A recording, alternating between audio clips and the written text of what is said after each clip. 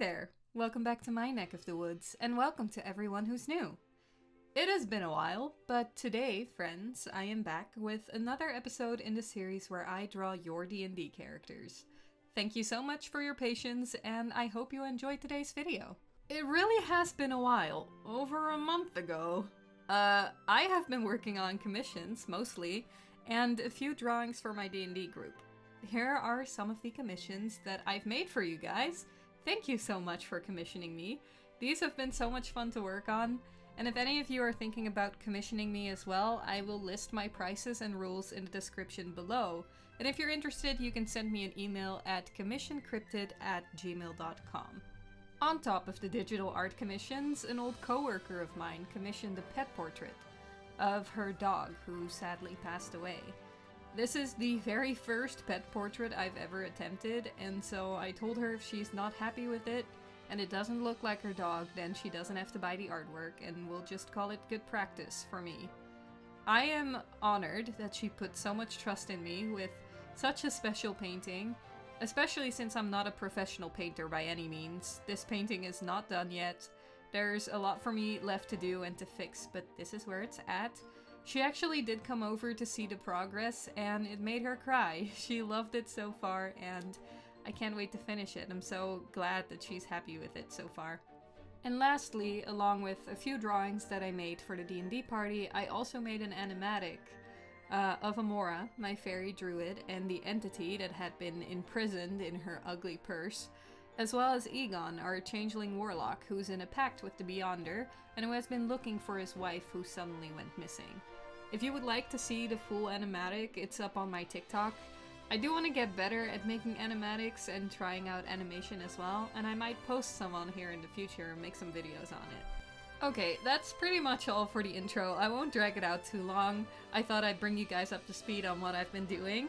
But let's actually get into the video. This is supposed to be me drawing your D&D characters after all.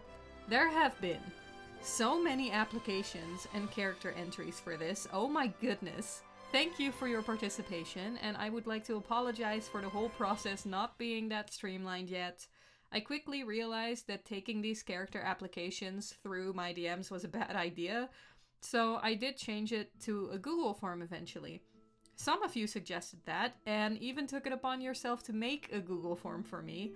Thank you so much, that's so kind and I really appreciate it. I did end up making my own because I had some specific questions I wanted to add and everything, but I appreciate the effort, thank you. With so many character entries, it has been hard to pick out the final 9 characters for this first season of Drawing Your D&D characters. There were so many amazing characters, I've gotten over 500 applications.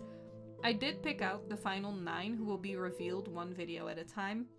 I tried to find a good balance of stories, genders, body types, races, classes, and so on, but I'm so excited to share these characters with you, so let's get right into today's character. This character's name is Darla Moonburrow, and here's the adorable reference art I received of her, along with these cute emotes. Absolute baby! I love her so much. She's so cute. Darla belongs to Togi, and if you happen to notice in any of these videos that I'm not mentioning or showing any of the owner's social media, it's because they didn't want me to. I just thought I should point that out. Darla was born in a remote village in the middle of a great forest, inhabited by a Furbolg tribe. It is a peaceful place, far away from other cities and most people. Darla's mother, Elvina, is the shaman and the healer of the tribe, and very well liked and respected. She's a kind and caring person, and people would often visit her and ask her for guidance. The tribe called her Mother Moon. Elvina took her daughter under her wing as her student, after Darla started showing great potential at a young age in the art of healing and medicine, as well as a natural connection with nature. Animals were drawn to Darla, and she would play with them as a child. So when she turned 18, her mother started her training and taught her how to heal, as well as some basic magic. Darla's father was a renowned warrior within their tribe, one who has fought many battles and lost few. What most people didn't know about him was just how gentle he could be. This gentle side only came out around family and close friends. He also loved telling jokes and pulling pranks. His mischievous side was passed on to his daughter. Him and Darla would prank the other tribe members together and would usually get away with it as well. Her dad was the one to teach her to use her staff for more than just magic. She learned how to fight relatively well, and how to combine the skills her mom and dad were teaching her. She lived happily with the tribe until one night.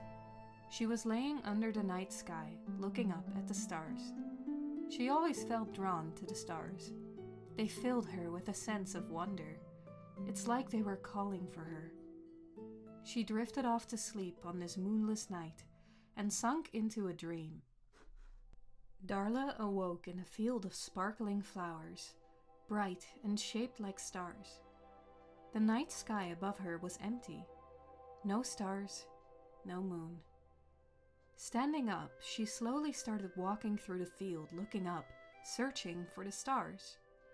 She felt the pull she always felt, but it wasn't coming from the sky. She slowly knelt down into the flowers and reached out to touch one. As soon as she did, the flowers started to glow brightly, and the other flowers followed suit. One by one, they started shooting into the sky, leaving trails of starlight behind. As they did, she heard a gentle, warm laugh of a woman. She looked up at the stars now dancing in the night sky. They were moving around, forming different constellations, and eventually they started to form a single image. A symbol of a tree with a circle around it. Wide-eyed, she stared at the symbol, and the brightest star from the center of the tree shot back down and hovered in front of her. She stared at it for a while, before cupping it in her hands. And as she did, the star moved into her chest. Her whole body started glowing. More stars fell down and joined the other, forming constellations within her body. She wasn't scared. She felt like the stars were kind to her. Then a voice spoke to her. "Feel the stars, my child. Follow them and heal." She woke up from her dream panting as she laid in the grass and looked up at the stars once again. She was confused and unsure of what had just happened, and she never told anyone about it. A year later, her tribe was struck with a terrible illness. The tribe members slowly and painfully started to turn to stone. The transformation seemed to take about 5 years to fully take hold. The tribe looked for a cure, but no cure was found. Darla couldn't stand by and watch the tribe members turn to stone one by one. She decided she would go out into the world and find a cure. She would heal like the stars told her to. And so, she left. One day, she came across a party that had recently lost their cleric and they were in need of a healer. Darla gladly joined them. It was within this party that she met Sasana, who she quickly grew to like. She was funny and caring. Darla found out that the party was after an ogre, and an ogre they found. But it turned out they were not very well prepared to take him on. The ogre attacked and a horrible battle ensued. For the first time, Darla watched a life being taken by force. She was horrified. The entire party was almost killed. With the last of her magic and willpower, Darla managed to save herself and Sasana with their lives barely intact. Since then, Darla and Sasana have been inseparable. They're like sisters and care deeply for each other. Darla sees Sissy as her family and best friend, though till this day, Darla still has nightmares about that fight, about her own death, and about Sasana's as well. Darla stands over 7.5 feet tall. She is a Fey-lost, 120-year-old, chaotic good, fluffy furbolg.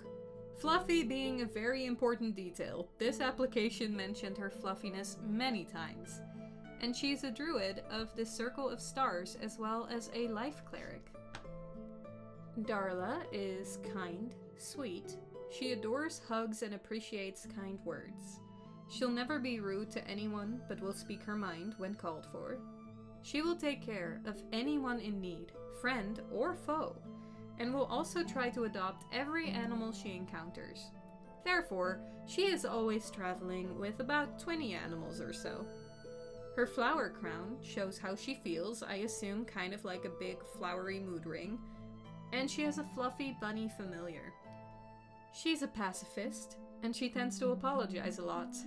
She doesn't enjoy hurting anyone, but she will if she has to. Still, she does heal every enemy, and so they only end up knocked out and rarely ever get killed. Also worth mentioning, she calls her staff a bonk stick. Darla's long-term goal is to become powerful enough to help her village and free them from stone. She wants to find a cure for every illness, even death, and so her ultimate goal is that she wants to heal the world.